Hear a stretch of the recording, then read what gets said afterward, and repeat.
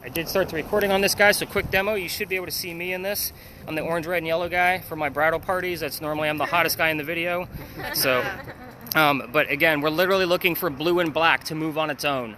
Those are our cold areas. So they're either going to take shape or they're going to move. So we have caught quite a few things with this. It is not an every night occurrence. It is super fun to watch, however, because it's really weird.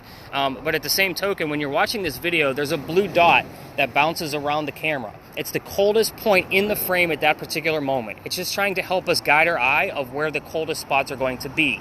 There's also a center crosshairs on there, so the user will be able to move the camera to move it specifically onto something that they want to measure by themselves.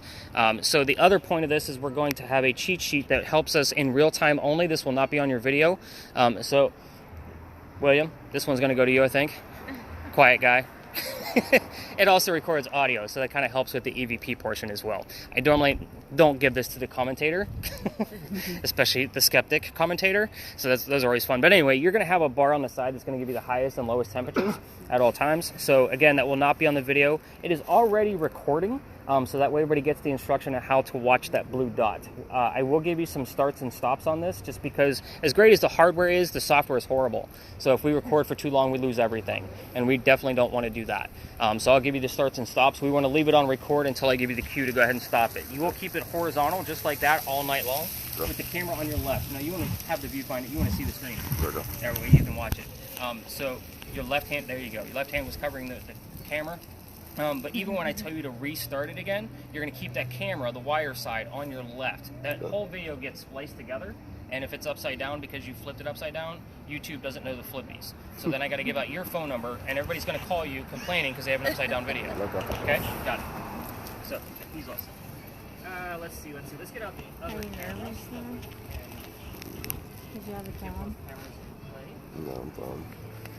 Are you sure? Yeah.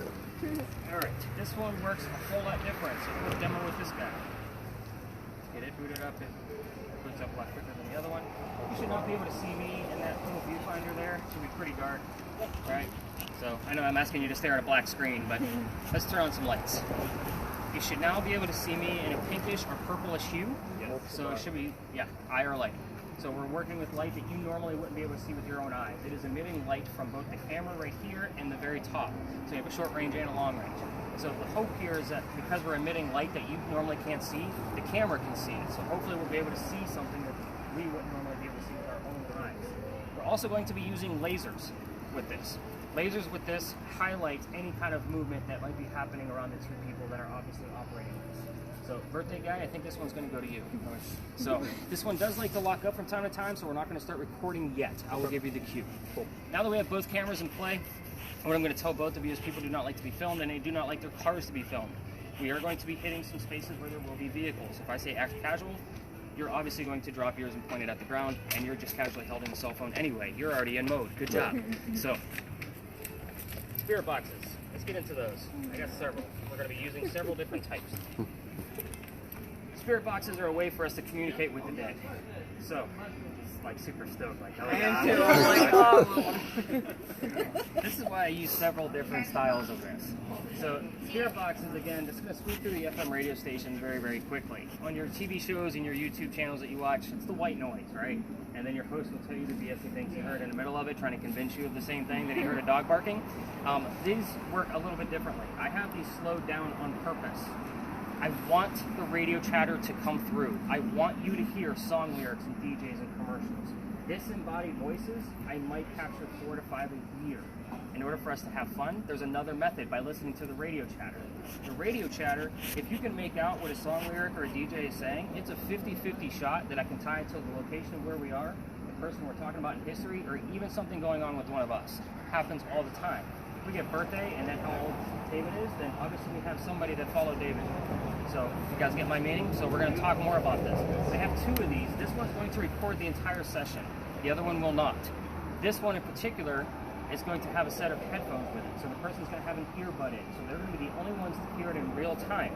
I'm still going to be writing down like a little nerdy scientist all the things that they hear in real time, but I'm also going to spot check this for you in the morning.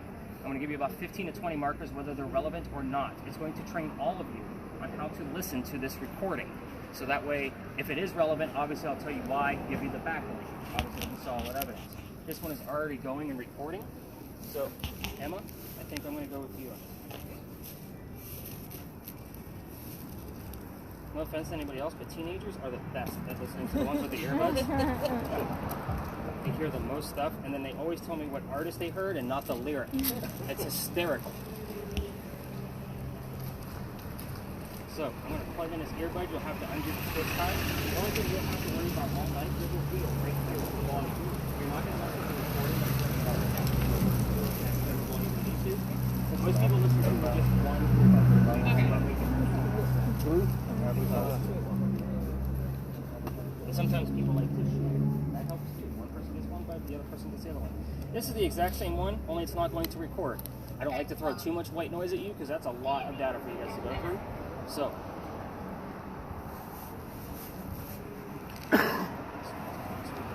alright, who is most excited about the spirit box? Janine? Someone's like, yeah, I'll take that one. Alright, so also one earbud, I'll set it up for you. And that way, go. I do not want earbuds back, by the way. You guys get to keep your own earwax as a souvenir. Earwax is gross, I don't want it back. Alright, so your volume button is the wheel. Okay. You listen to it at your own convenience, like however volume is comfortable for you.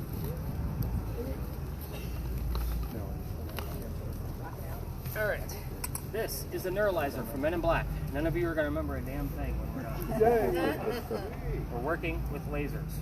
So, the thing with lasers in that camera, as David has, is that you can see the dots on the ground, but you can't see the actual laser until something passes through it. Through that camera that's using infrared lighting, it basically lights it up like a Christmas tree. It's wonderful to watch. I'm not looking for the things on the dots. I'm looking for something to be going through it like this, right? So hopefully in the event we capture that, I can take the still from the video and we'll have a nice piece of evidence to look at. The second one is going to give us red squares. Same principle, only if we capture something here, I can actually take that still from the camera, put it in 3D software. You guys will have a full 3D view of what we caught along with measurements. So I've had this thing for about a year now. Haven't caught anything that the software will take yet. Like might be on night. So obviously, Bill, these are going to go to you. Now, lasers can make a lot of trouble. Okay. Just going to put it out there. Gotcha. The pen has a dot you have to hold. It's down here. Down here. There you go. So that one you have to hold on, but that one has a toggle switch. Once you have it on, you have to be careful. Keep it on the ground. That way you're not setting off any car alarms. Not joking. That wasn't a joke. I know everybody likes to laugh at that one, but that's not a joke. Alright, so. Alright, so you guys have all seen these on the TV shows. You guys seem like you're pretty hip to all the television shows and that kind of thing, right? So obviously, these are EMF detectors, electromagnetic fields. This will measure anything from a wire, cell phone, anything like that, man-made. So this is kind of the first one I use to debunk things. This kind of helps me decipher, like, is it coming from a building? Is somebody's cell phone too close? Or smartwatch? That kind of thing. I look for patterns and rhythms. So I have the colors all memorized. So I'll be watching this all night long. It doesn't do anything, no vibrate, no noise. You just have to let me know when the lights go off and tell me what color you got up to. I already have them memorized. Pen, yours is a little different. This is called a millimeter. This has 3 different functions. So a millimeter has an EMF built into it, but it's way more accurate. So if first goes off, I'm going to be asking you what your reading is. Your top number, anything above 2.5, is going to be per second green dot. So that way I can kind of decipher what's going on. The bottom number is ambient temperature. So obviously, William finds anything on his camera, you and I can debunk it pretty quickly using this yellow probe at the top. The last thing that it has, and it's the reason why obviously it pairs up with what his device is, but it also has a REM pod built into it. If anything gets close to the antenna that I just pulled out, it will go off. The closer it gets, the higher the pitch we get. We can also use this for kind of a call and answer, because you'll notice it has different colors. We're next to like some wiring and whatnot, so it's going to go a little haywire. Yeah. But we can also use that like, hey, make this turn blue, make it turn purple, that kind of thing. We'll talk more about this as we move along. Right now, just focus on the red numbers. Okay, thank you. We'll know when she gets touched. Yeah. She'll get the boogeyman on her. I know, right? We are.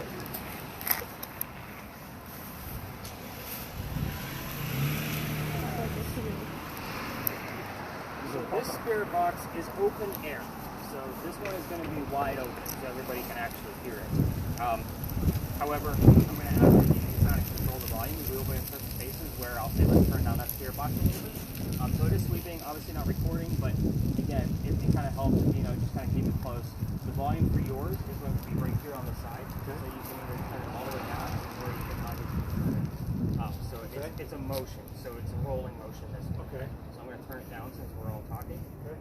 Since I actually forgot one of my devices, I'm going to ask for it if you share. So that kind of helps verify. In the next spirit box that I have was supposed to be the replacement for that one, so it's kind of good that I still had that one in the back. So, all right. Unless somebody is really uncomfortable, then they get to take pictures. But nobody came here crying, so that's good. So, it happens. I keep a digital camera with me for when those people are too fearful to do anything. Yeah, it happens. Believe it or not. All right, your spirit box. Works a whole lot different. This one is okay. So yours is sweeping, but it is taking out all of the static. So you're going to get little rumbles from time to time. The hope here is that we're going to be able to hear a word from time to time. So you can also use this in conjunction with what Janine has. You guys can listen in together. But I do want you to kind of leave this one on so that we can kind of all hear it, because you can hear it just giving us little bits of static from time to time. But that's basically what it's going to do all night long. I do have this set in reverse. It is sweeping through AM and FM at the same time. So again, it's going to flash and do blinkies. So that just tells us that it's actually working. I only need you to know where the mute button is, which is, there's the only one button right here on the right hand side. Okay. If you hit that, it'll obviously mute it, but then we can keep down right now and kind of get it started. So kind of feel for that button. Okay, got it. Alright, so I will be using something tonight, only because it's on my phone, it's the only reason I didn't hand it out. And I normally have a separate phone set up for this, but that's the one I left at home on the charger because it was completely dead while I was on vacation. So this one is going to give us words from time to time in the center of the screen. Kind of like an ovulus, which you guys see on television. Okay? An ovulus, the one you see on TV, has a little over 2,000 words in it. This has over 9,000 words in it. 80% of what we're going to see tonight is not going to mean anything. But the cool thing is it's going to save it all to a list. So that's about an average tour. Honestly, I don't know when the last time I used it on my phone was. But I'm going to clear it. We normally get anywhere between 70 to 90 terms in a 2-hour time frame. Again, 80% of it doesn't mean anything. The other 5 to 20%, then it's going to be super, super close to where we are. And again, I'll use those as kind of clues. Like, look at that. We're talking about data. Are they timestamped? They are time-stamped. So the cool thing about that, and I was going to bring that up next. He's beat me to the punch. I'm going to get in my bag next. He's going to carry that. The cool thing about that is it'll actually help me go to where I need to on the recordings if something is relevant here. You're going to see me taking a lot of little notes that I on my little notepad, but my phone is going to have to stay pretty close so I check it from time to time. Most of it, like I said, it's going to be BS. We're all adults here, most of us. It's bullshit, guys. Like, let's just put it out there. It's a phone app. But I do have 9,200 terms in there, so hopefully our ghost tonight will be able to pull from it and give us a good 4 to 8 terms, which is about the average of things that are actually relevant, and we might even be able to put a sentence together between everything here and go tonight as well. That happens too. Yeah, I'm all in. I lost your name already. Karen. Thank you. It's hard to forget. I think you're the only one I have forgotten. I hate to say it like that, but like maybe that's why. Because I don't need too many friends anymore. I'm not in retail. I know. They have that stigma. They do. Let's break this down. All right. Let's talk about why we're here. Right? We got to start at Big John. We have to start at a hot location. You guys are very attentive, so you're gonna make me drink lots of water. I'm already dry. Hi. What do for you? You're at the wrong port.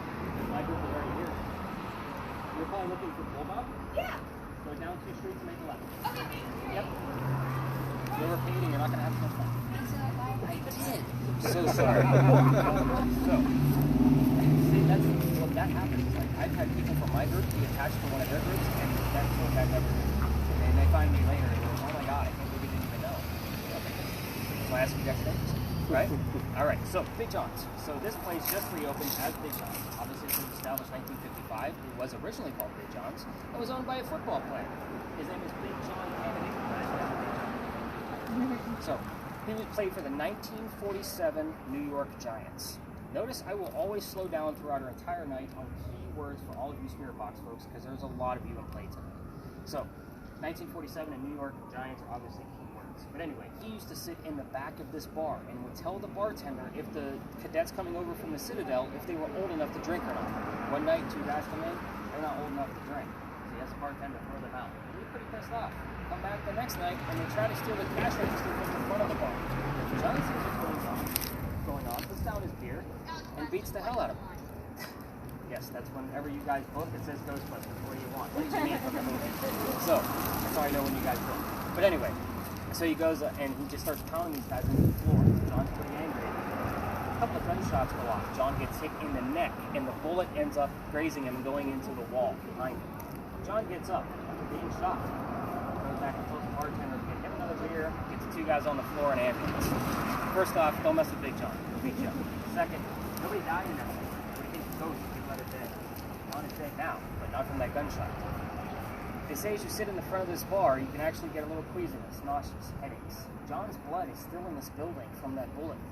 Even after the renovations, if the bullet hole is gone, which I haven't been back to check because I don't drink, nor do I eat out, as you obviously all now know that I didn't take my wife out to eat on but at any rate, that's what they say goes on here. This is kind of your heated morning. We're going to be, fingers crossed, be dealing with paranormal activity tonight, and I don't know how it's going to affect any of you. Like, I'm talking serious talk right now. So if somebody starts to feel any of those symptoms, I need to know immediately. So that way we can move the whole group and get that person to safety. I'm not going to say people have not passed out from too much activity on this tour. Cool nights like this, people have passed out from too much activity. It's not from heat or cold or whatever. It's an actual cool 60, 70 degree night. So we'll talk more about that later. You guys are getting a little worried, so I'm going to change it up. So I was like, yes, please do. Big earthquake here in 1886. If you didn't know that from another Charleston tour, now you do. Every tour guide talks about it. This is allegedly where the first death occurred from that earthquake. What happened was the mantle you see in the middle of the building also goes around to the front. They say a piece of it broke off, hit somebody in the back of the head, and killed them. You can see his ghost in the middle of the station. I know it's very dramatic. But I don't have any proof of it. It's just one of those segue stories, so nobody's thinking about getting sick on the tour.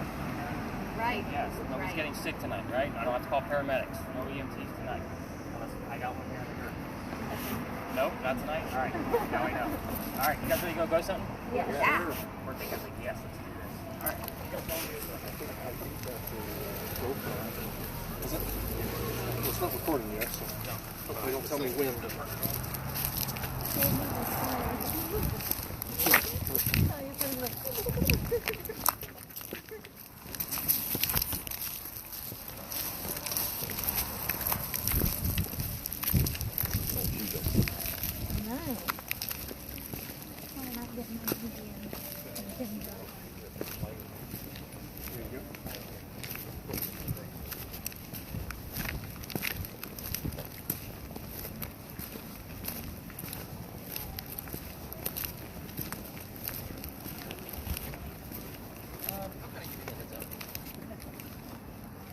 I'm really good about giving you cues for unmuting, starting, stopping things, that kind of thing. So, again, you guys are going to have me talking for sure. Where's that saying a word over there? I think he told me his name. That was about it.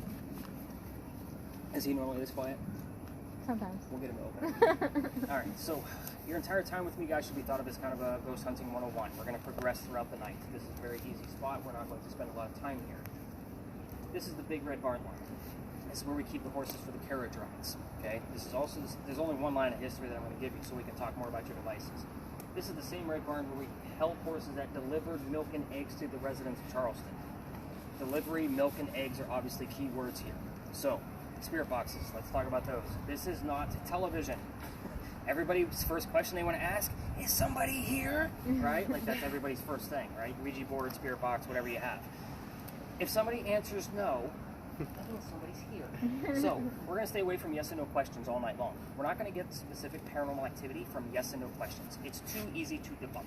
So we're going to go after very specific things. If somebody's here, tell me what color the big red barn is. Obviously, we're going to be looking, because I'm using this spirit box, and the rest of you are listening in, and listening for the color red, right? But let's talk about spirit boxes that are using radio stations. Radio station DJs and songwriters might not always have the word red in there to answer your question directly. You might hear things like fire truck, blood, heart. Those three things are specifically red. So to me, that would be an acceptable answer. What color is the big red barn? Blood. I'm good with that. However, most of the night I'm going to require two pieces of devices, something going off at the same time, just to kind of put some clues together. Again, it's not going to be a hi, my name is Big John, I play for the New York Giants. You know, it's not going to be a conversation. We're going to be looking for clues. So, for example, if I have the word art on my word list, right, and somebody hears the number 40, I'm trying to remember who has spirit boxes. Art Faircloth was number 40 on Big John's team. You guys see where I have to put the clues together now? We're going to be doing that a lot. I'm going to say, okay, that's a great clue, but I'm going to wait for something else to verify it. You're going to hear me say that a lot tonight, just because, again, this is the real deal. This isn't television. I haven't even looked at the word list yet. It's going to be interesting once I do. But at any rate, so that's the kind of thing we're going to be doing tonight with the different stories, because we're going to be talking about people from the 17 and 1800s. They all have the same damn names: Charles, Georges, Elizas. Like, we need to know who we're talking to. So that's why I always look for that secondary clue. So that's how the spirit boxes are going to be run. So if you want to start listening to them as I explain things that are going to go on with the cameras, you can. So let's talk about these cameras. There's a few more cars in here than normal, so we're not going to spread out in here. I want to make this part really quick, just so we can get to some much deeper history than football players and ponies. Cameras. So Bill, go ahead and shine one of your lights down. So basically, you're not going to be pointing your camera down at it. You're going to want to go through it. So you almost want to take 2 or 3 steps back, so that way you can get all of this. I'm looking for this grid. Perfect. So should I be moving the grid? as slow as the two of you can move, the better. Okay. So again, kind of keep that in mind. These 2 devices are meant to be standstill, so we're literally looking for motion. You have a perfect array right now. It's not too close. It's not too far out. Again, it will set off car alarms, and I'll give you the safe places for your lasers to be worked. If you're going to use both of them together, so we had to put the other one out, make sure it's coming down, perfect. So again, you don't want to have them crossing the stream. That Ghostbuster joke, but it does work here. Just point that one out. You want a nice spread. So you're basically looking in between here. You've just created 2 giant triangles instead of one joining one. Does that make sense now? Yes, it does. With your camera, you have 2 lights working for you. If somebody gets too close and it starts to glitch out, you can hit this button right here and long range is still working. So again, when I'm watching these videos, I'm looking for things in, anomalies in here, but there's going to be spaces where I'm going to say turn that on, but we're going to leave the lasers on. I'm going to be looking for things in the darkness. So if you point that at me, I should be in a purple circle. I'm not looking in the purple circle. I'm looking up here at things that should be able to reflect light. Does that make sense? Yes. Perfect. Thermal imaging. So your camera in general. Again, I think you have the gist of, we're looking for those cold spots, right? Yeah. But I want you to try to keep 2 things in mind when you're working with this camera. You're going to try to keep a person in. The reason why is we also want to watch the lasers on the horse. They don't like the lasers. You'll make them kick the wall. That's another reason why we don't spend a lot of time here. They can hear us.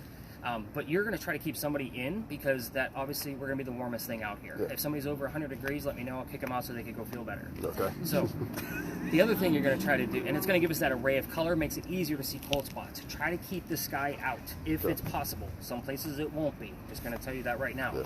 The reason why is because that blue dot's going to default to the sky because it has no surface. So basically it's going to go automatically up and give us a very cold area up there, and that way you can see where that's going to be a problem for somebody that's not used to watching a video like that, which is going to be most of you. All right, I think everybody has a great gist. Have you had any readings at all, Karen? Nope. Nothing Not at all? yet. Okay. What about you on your end? No, I don't think so. Not above 2.5. Okay, perfect. You guys follow directions. I say we go learn much deeper history. What do you guys think? Sure. Yeah. All right, we're going to walk this way.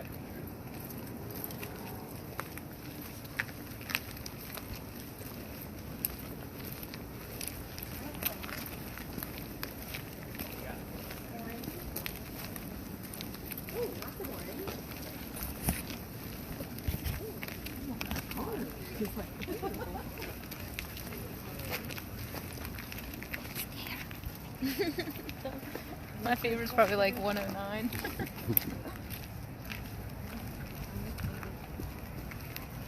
No, you're only like 80 degrees. Really? What if I'm gross? But it, Watch out for all those emergency fruit.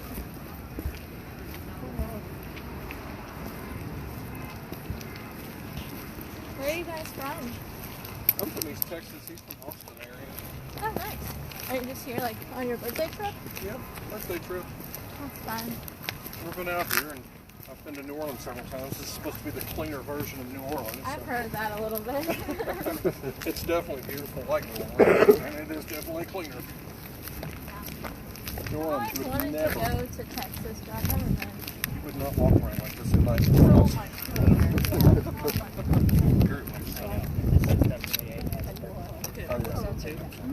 Oh, yeah. If you guys want to like mix up your devices, just keep them within your party. Again, everything is sanitized so that everybody can stay safe from COVID and all that mess. You guys get it. All right, so I know. Welcome to another beautiful site of Charleston. Another parking lot. Yay, David! This is like the best party ever, right? So this space used to be something. Unfortunately, there's a lot of cars in here tonight, so we're a little bit limited on space. But that's okay. We're still going to spend a good 10 to 15 minutes here after I tell you what actually goes on here and a little bit of the history. This place used to be the Charles and Eliza Pinckney Mansion site. So their mansion sat in the front of this lot facing East Bay Street. Eliza's garden was lined up with Five Church Restaurant and came all the way across, and we are standing where the servant and slave quarters used to be. So Spirit Box folks, there's a lot of you. I'm not going to be giving you questions like what color is George Washington's white horse. Just so you guys know, you're going to get the answers from your Spirit Boxes. I am going to withhold information purposely, so that way you can have a genuine experience. So, who the heck were these people? Charles and Eliza had a son named Charles, that's Charles number 2, and they had a nephew named Charles, that's Charles number 3. That's 3 different Charleses. See why I need the different clues? Lots of Charleses around here. So, the son and the nephew were signers of the Constitution for South Carolina. That's a pretty big deal for us. Most of you are on vacation. Except for, where are you? Except for the 2 of you. So, you guys don't care about politics either, and I don't want to talk about it. So, let's talk about Eliza. She's way cooler. Eliza married Charles at a young age, according to today's standards, not the colonial times that she came from. Keep that in mind when you're asking her how old she was when she got married.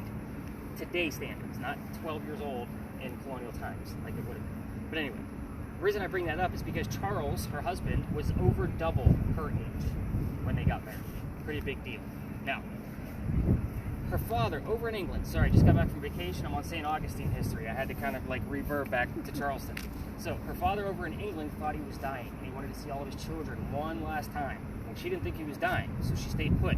This is 1744. There's no such thing as getting married for a green card or citizenship. This was a true love story. Even after he died, she did remain a widow. A long time. We're going to talk about that before we leave. So, at any rate, Dad didn't die right away. She was right. So he started sending her gifts apologetically. One of those gifts happened to be the plant seeds of indigo. You guys have been here for at least a few hours that I know of. You've seen the word indigo somewhere, I promise you. It started right where you're standing. Indigo was already here from our Gullah slaves. She didn't know what to do with it and keep it cultivated, and obviously there are not hot temperatures all the time. She learned from her slaves how to keep it going, then moved it to a plantation in Mount Pleasant, just north of here. Calls her dad and says, hey, rice plantations are going downhill, we can make a killing.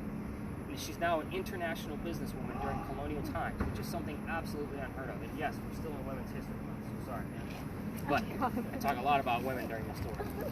But at any rate, that's the business of Eliza. Let's get into the weird stuff, because that's why you guys are all here, right? So, Eliza was the second wife named Eliza from Charles, back to back. First wife died in the same year. 6 months later, he's married again. So, both Elizas have a maiden name that starts with the letter L. That's all I'm going to give you. If you want to find out which Eliza we're talking to, hopefully we get her maiden name here tonight. Obviously, the mansion's not here anymore. You can ask what happened to it. That's obviously a tragedy of some sort, some kind. Then you can ask what year that happened. Notice none of these are yes or no questions, all very specifics. As far as the children, I told you there's at least one. There's more. I'm not going to tell you how many or what their names are. Ask on the Spirit Boxes. I will ask that that's the only thing you ask about her children, because there is a tragedy among those children that she does not want to talk about, and all activity will stop, including any EMF readings that we'll get on the devices. Last but not least, Eliza's death. Ask anything you want to. She's pretty open. How old were you when you died? What did you die from? Where are you buried? And what president was a pallbearer at your funeral? So yeah, pretty specific stuff going on here. Again, cars are involved here, so lasers, definitely keep them intact, please. Cameras, again, if I say act casual, yours is going to be a casual cell phone, and obviously you've already got the gist to point it straight down. We're going to go ahead and start your video, which is right here.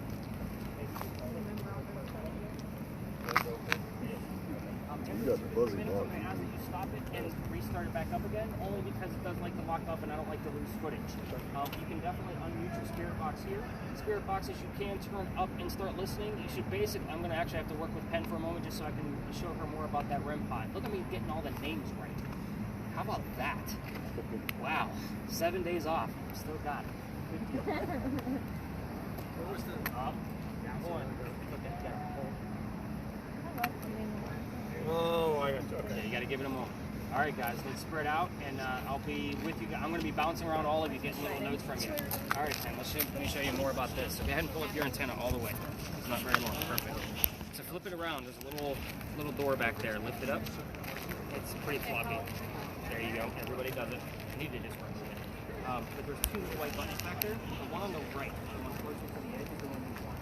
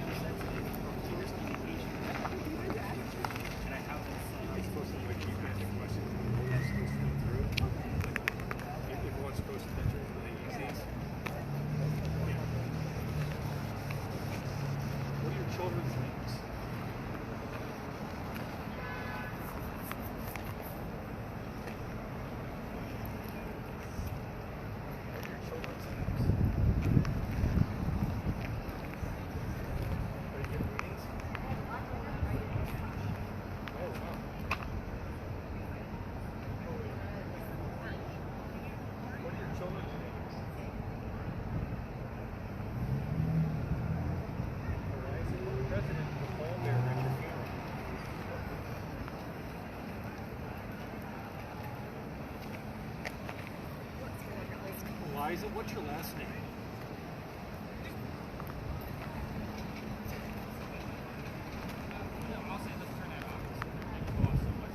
What happened to your house?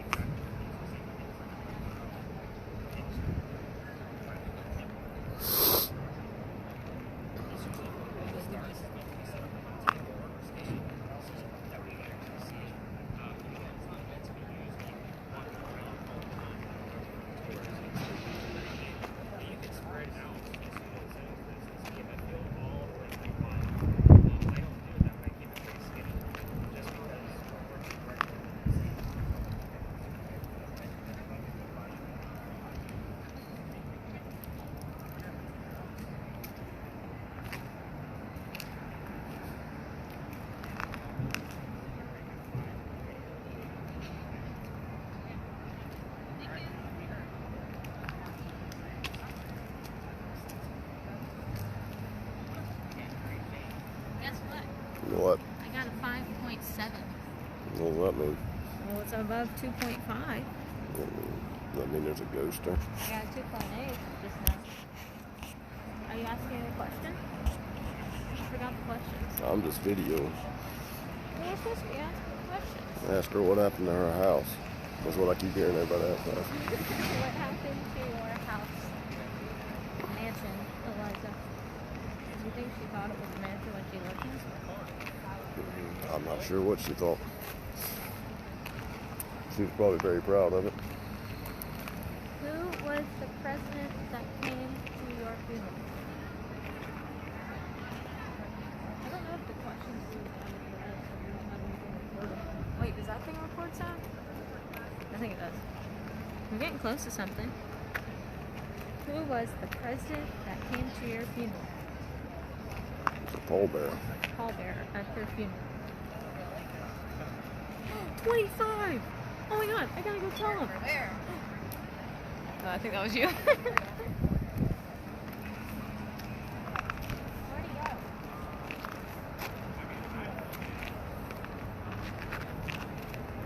What were your kids' names? Are we allowed to ask that?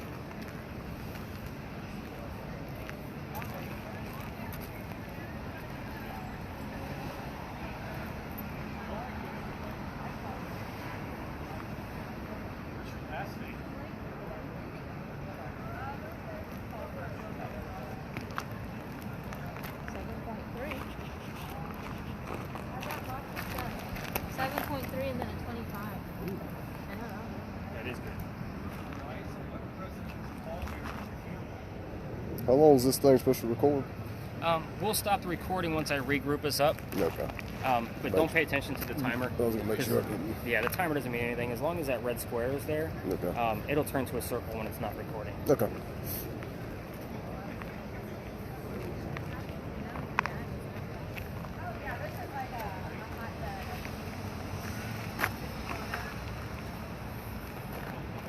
Gosh, I can't remember the questions. I can't remember the questions. You can't get in front of this or it's gonna go off. Like if you're super close, like, you know? Yeah, I'm trying not to get in front of you. Do you miss Trump? 46! Oh my god, oh my god, look at that! Oh my god! Might have been the people walking in front of you. That wasn't. This has nothing to do with motion. The blinkety blink does. Oh yeah, you should point it.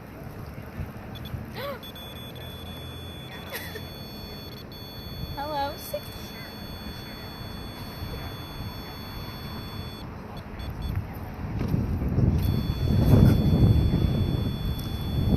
It's saying the antenna's the coldest part out here.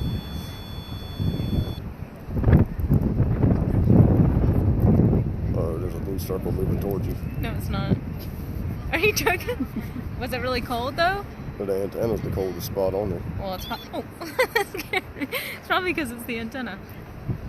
I mean, the whole ground's blue though.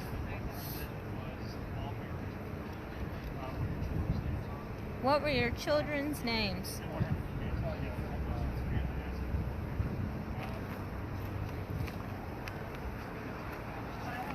What was your maiden name? That's one we forgot. What's it saying? What was your maiden name? Something over there on that car is the coldest thing. What was your maiden name?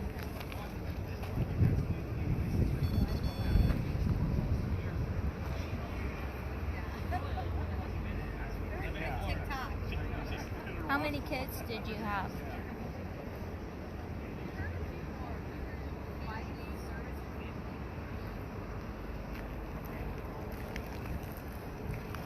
Did you like playing?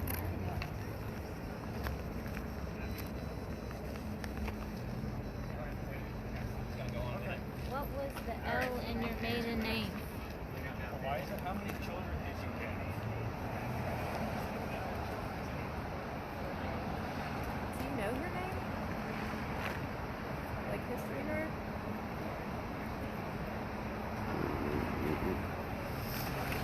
No, I'd heard of Eliza Pinckney. Better Charles Pinckney. Well, maiden name is her own, so that was her, right?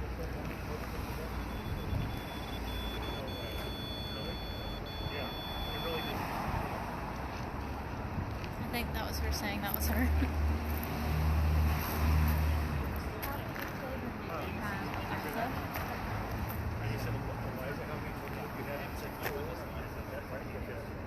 Did you hear that? Hmm? She answered how many kids she had for that man. We heard you had 4 kids. Thanks for sharing. I don't think she needs a. I'm being nice to her.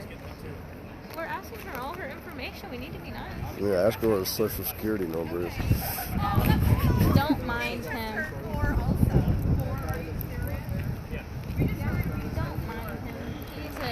meanie pants. Well, she wouldn't have had one anyway. That was back before the government traced everything you did. Don't listen to him unless you agree with the government. Pretty sure she hated the government.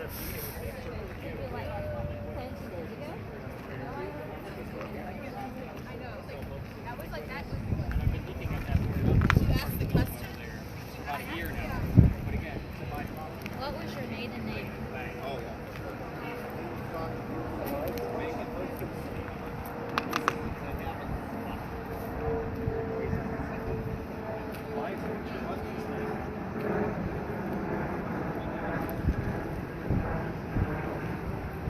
You miss Charleston? She's probably still here. Oh yeah. Sorry, I forgot that you're.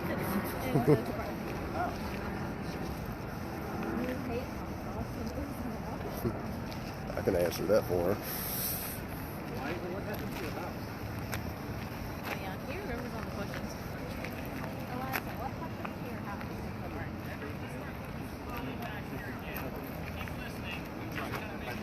What happened to your house, Eliza?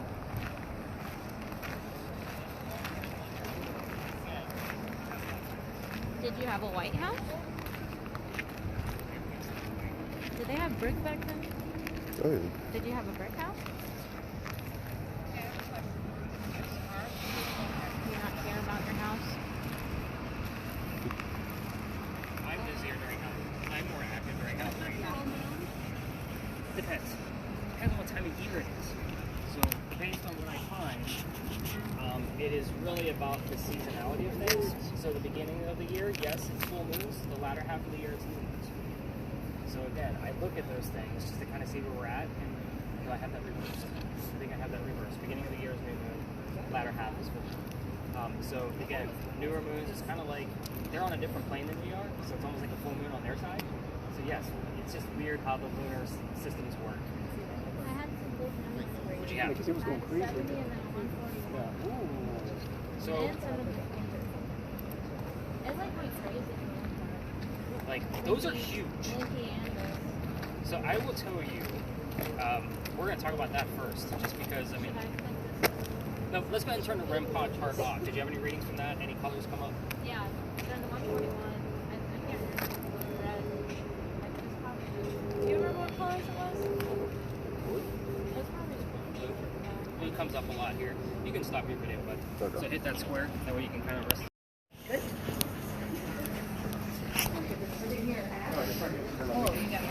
It's like a distinct pattern. Have you heard anything out of it? But it's just a pattern. It's like do. Just picking up a higher signal for some odd reason. We are going to turn the noise makers down, so mute yours and turn yours down because we're considered a quiet area. We're going to try to stay out of the two windows. We don't want to disturb anybody's dinner. So I don't know what the capture down there. They're on there. Get them working hard. It'll be on the audio. You'll catch up.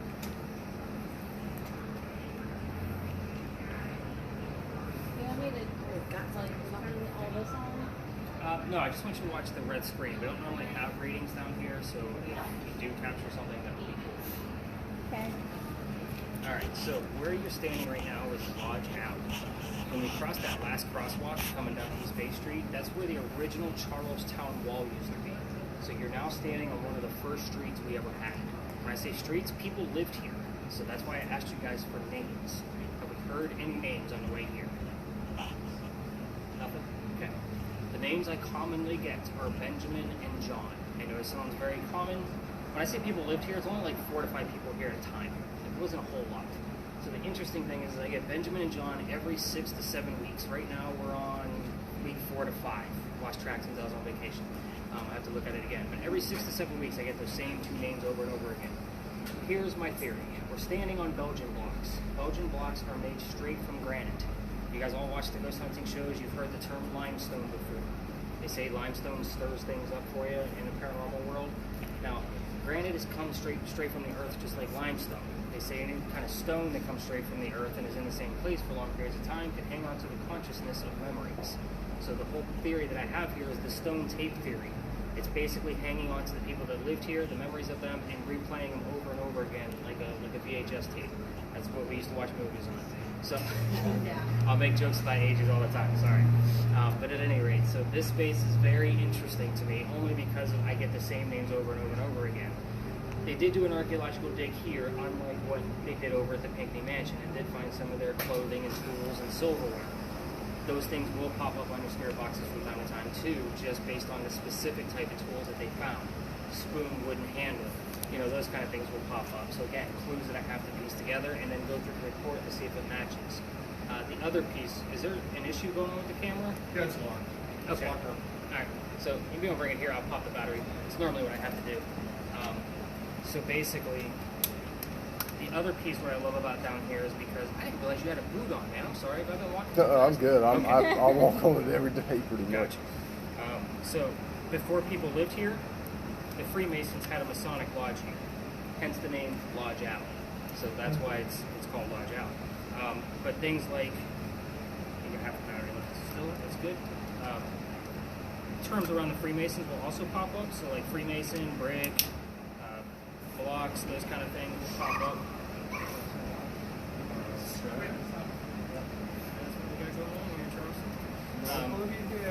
Spirit entered the body. But I've also gotten the term Illuminati here several times on spirit boxes, and it only shows up when I'm here. Last year alone, I had it 4 or 5 times. I can't count, but you have to giggle. Like, who the hell's mentioning the Illuminati on the radio? And that's why is it coming through? Because again, it was radio chatter. So it wasn't a disembodied voice. So very interesting thing about that there. I do stall here, kind of telling you all these little pieces about the history of this location, just because we don't get a whole lot here. It is around that 6 to 7 loop, so I'm always waiting to see if something else is going to happen.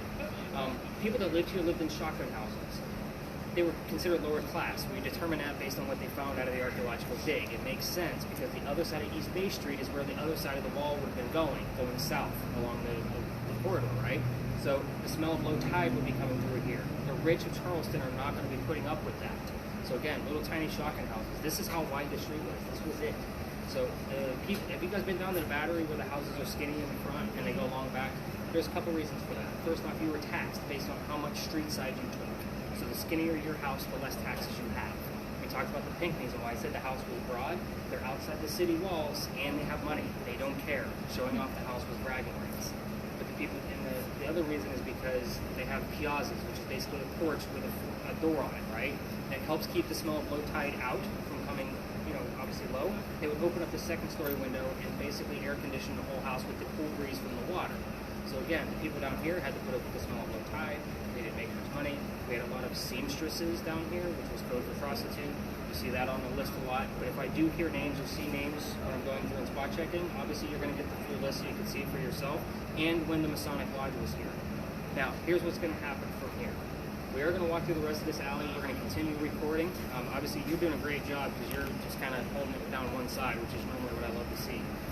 But you're going to stop recording once we exit the alley because we're going to be cutting through a neighborhood. I'm literally taking you right along the edge of where tour guides are allowed to go. So when we get to the next alley that I can't take you down because, yes, I've been booted out, I'm that guy with the gizmos and gadgets, and it is residential at the end, so we can't go all the way through it, and it's unfair for a group of 10 to be trying to work around groups of 20 from the other tours. So we still tell the story outside of it because we still kind of stir things up just by repeating the story over and over again, and I have extra clues about it based on your spirit box activity over the past 3 years that the other tour guides won't be able to tell you. So from there, I'll tell you the story of the alley. If you're into duels, this is kind of like your thing, all about the pistols and that kind of deal. From there, I'll see what's going on with the spirit boxes and see if it leads me in a different direction. Otherwise, we're going to deep dive into a female pirate at our last location of the Powder Magazine. If you're into pirates, this is a crazy whopper of a story. I don't like pirates. I have read more books on pirates. I'm a vampire guy, for certain. When I got booted out of Philadelphia Alley, I had to reroute my tour very quickly. I didn't even believe in the female pirate story, like the ghost story that was told there. I'm like, yeah, that's all BS. I'm not into pirates. I didn't want to believe it. The first night I took a group there, winging it, we had a few things that were going on that I'll tell you about those once we get there that kept me going there. And now I'm reading a new book on pirates. I just ordered it the other day and it came in while I was on vacation. So my wife's like, another book on pirates? I'm like, shut up. Yeah, right? All right, so we're going to walk through here. These jokesters up here at the corner. Obviously, we don't want to be filming them directly. David's like, damn it, I wanted to get the jokesters on there. So, but yeah, definitely cut those cameras once we exit the alley. All right, let's see if we can go find Turn it. this back up again. You can a little bit. Just keep it audible to you only, though. Okay.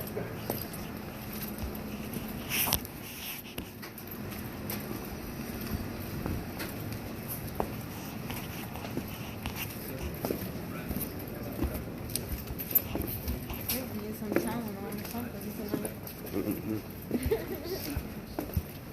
Did you bring something stronger? No, I got rid of that.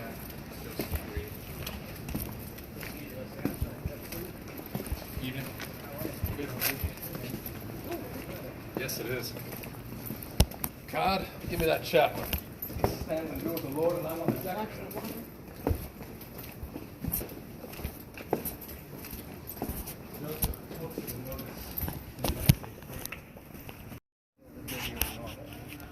Than where we were. So, again, I like to take you guys off into a creepy corner and say, let's start here. But anyway, the building behind, or the alley behind me was called Philadelphia Alley. It used to be called Duelers Alley. This is where the duels used to occur for the city of Charleston. So we all talk about one specific duel because we can actually prove it, but it actually happened. So again, we get a lot of terms here, and we slow down a lot when I'm giving you this story, so that way you guys can have the keywords for your spirit boxes. There's a doctor that moves down here from Rhode Island. His name is Joseph Brown Ladd. He moves down here because his fiancée Amanda just inherited a bunch of money from her dead parents. She has an attorney helping her out with that money. He thinks that the doctor is just after her cash. So he tells Amanda to get rid of the doctor. To prove that he's not just after her money, he moves to Charleston. The coachman that brought him into town set him up to be robbed and killed. It wasn't a very good start to his stay in Charleston. Somebody walking by sees what's going on. His name is Ralph Isaacs. I'm going to stop there for a second because you guys are ghost hunting. You're not just hearing ghost stories. Ralph has the same initials as where the doctor came from, Rhode Island. Ralph Isaacs. R.I. shows up here a lot, but I need a secondary clue, so I need to know who the hell it belongs to. Anyway, Ralph says, dude, you don't want to stay here. This guy's he's got a gunman inside. He's going to try to kill you and take all your money. He's like, I got some friends at 59 Church Street. You can rent a room from them, and you'll be safe and good to go. The doctor takes him up on the offer, and Ralph and the doctor become friends. Now, the doctor's practice takes off, which means he's making his own money. Amanda's moving down soon. He becomes known as the Whistling Doctor. This is the late 1700s. Yes, people whistled because they were happy. So, by the way, every ghost town you ever go to has a story of a whistler of some sort. Ours just happens to be a doctor. But anyway, where was I? Oh, so him and Ralph go see plays together. But they can't sit next to each other because the doctor makes more money than Ralph does. That's the way the hierarchy went. So, kind of a jerk move, but that's the way it went. They talk about these plays on the way home. One night they go see William III, and I know we heard the name William earlier, but it wasn't relevant until now. But they go see William III, and they talk about the plays on the way home. They start arguing about the new actress that was here. The doctor thought she was fantastic. Ralph, not so much. The argument gets pretty ugly when Ralph starts insulting the doctor's fiancée back home in Rhode Island. So, they go their separate ways, pretty mad at each other. Ralph is from here. He goes to his friends at the newspaper. He puts an ad in the paper telling the whole city of Charleston what he thinks of the doctor. Right? Kind of a jerk move there. Again, the doctor sees the ad and he says, let's go down to the Duelers Alley and settle this, meaning somebody's going to die. So they come down, they take their 20 paces, they turn, the doctor points his gun in the air, and he shoots. He did not want to kill his friend, which is often what happened to duels. You either shot your gun in the air or into the ground, just for the courage and bravery to show up to the fight. Ralph still has his one shot. Sorry, girls. He puts it in the kneecap on the doctor. Emma, right? Yeah. Ha! I thought that was going to get the girls mixed up. But anyway, he shoots the doctor in the kneecap, and the doctor doesn't die either. Instead, he falls, and obviously Ralph made his point that he's still mad. They were never friends. So, the doctor's friends pick him up, carry him home to 59 Church Street. He dies 10 days later after refusing medical treatment. Remember, he's a doctor. He probably tried to bleed it out himself. So, they say as you walk through the alley, you can hear the whistles from the doctor. Yeah, keep in mind, every local knows the story. Anybody walking up and down Cumberland or Queen Street on the other side, we all throw a whistle down the alley. I do it every single night on my way back to my garage, just for shits and giggles. So my garage is right there. We're going to end right there. You guys can see the relation. So when my daughter's on the tour, she's 15, we race to see who's going to throw the whistle first. So it's a fun little game we have. But anyway, you also see you can hear gunshots down here. I don't have any evidence of it. When I was taking my tours through this alley all the way, I would say turn your spirit boxes off. You're going to be using the audio. So we're just going to walk slowly through it. Of course, the neighbor listens and they want their spirit boxes cranked. Here's the other reason why I got booted out of this place. There's a big giant mansion at the end of it. He's like, yeah, I want to hear this part. This is the fun part.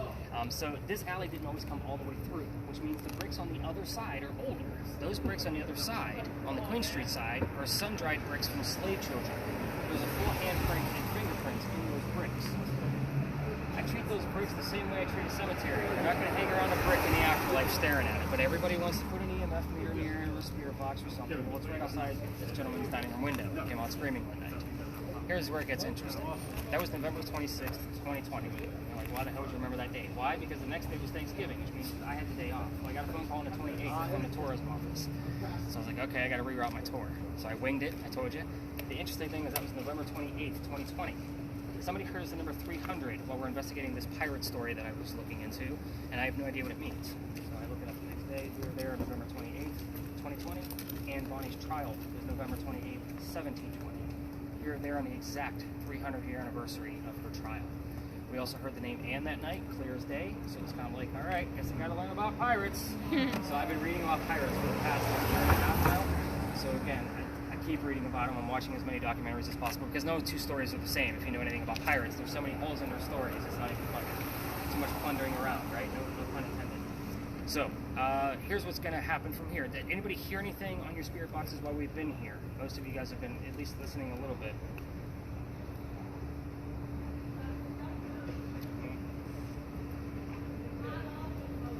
Yeah, I don't have anything going on here yet, so still pretty weak. But we're going to go talk about, like, yours is probably coming from the building, just so you guys know. Do you have any readings on yours, Pen? Nothing? All right. All right, so we're going to cut the videos and go up to the next spot. We're going to see how many tours are out tonight and kind of choose our space. You guys have to tell me exactly those numbers. Yeah.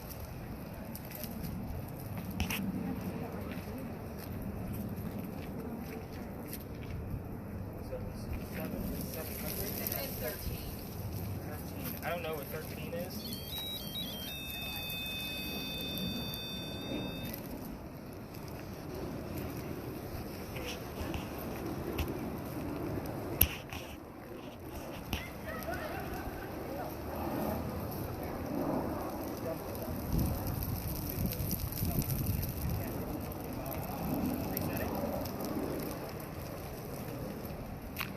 When it goes off like that, that's when you want to reset, just to make sure it's not from you.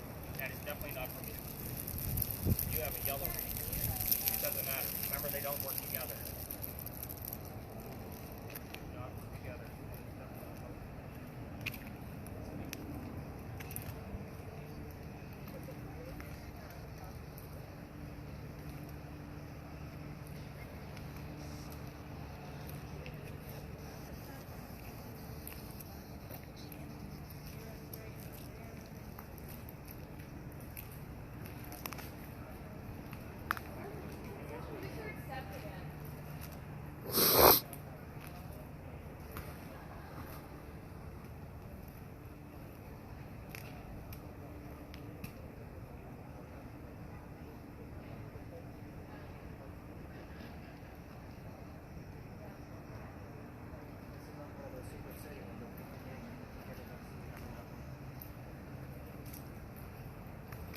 Anything crazy going on there, dude? No. Much easier to watch when it's on YouTube. You can put it on the big screen. looks about like normal.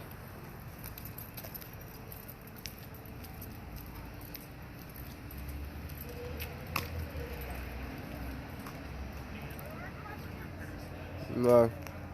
I don't have no question. There are questions. There's two. What were her parents' name? And what about Jack? What was that one? What was his ship? Name of his ship.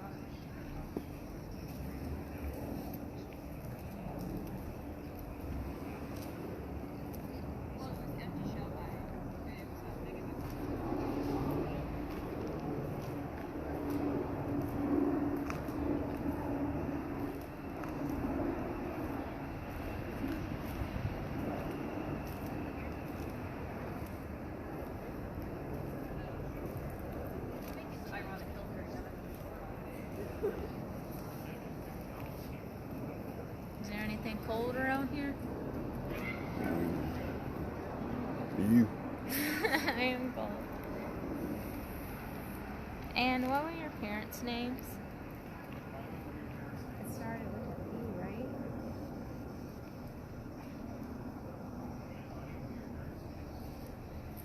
I got like a long orange one because I was saying, did your parents' name start with A? And then I said B, and it went off along. And then I asked him, and he said, her mom started with a B.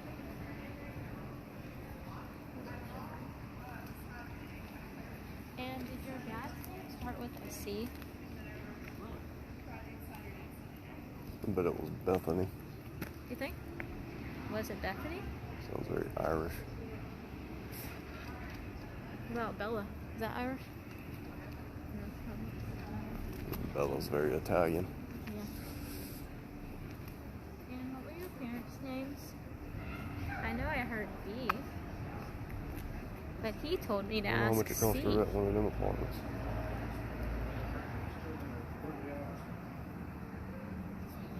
What about you, Calico Jack? What was the name of your ship?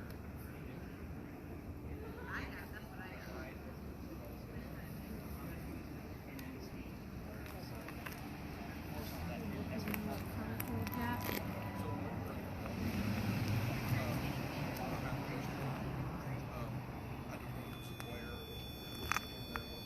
Do you see anything? Cold spot right over there. Back there? Like on the, no, like on the pavement. Where? On the pavement right past you. Oh. And was that you? Or was it Mr. Jack?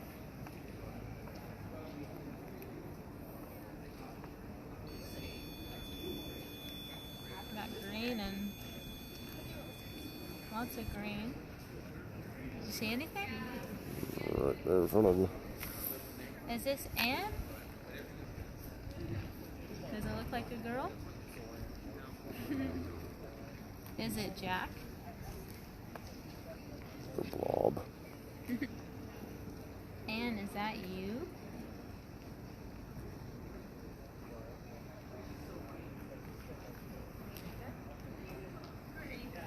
And what were your parents' names? Did your dad start with C?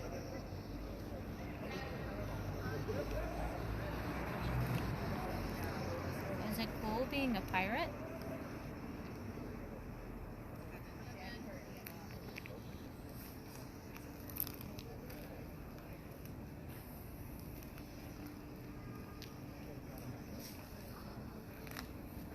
Jack, you and hang out together? Oh, not anymore. What do you mean? They can hang out together now. You know, she lost all respect for him. He wouldn't fight like a Oh, man. that was him? Yeah, he was down below the ship. But that was Drunk. that guy? Yeah. I'm He was getting the drunk. names mixed up. What did she say? Fight like a man instead of being hung like a dog? Yeah. Jack, did that statement upset you?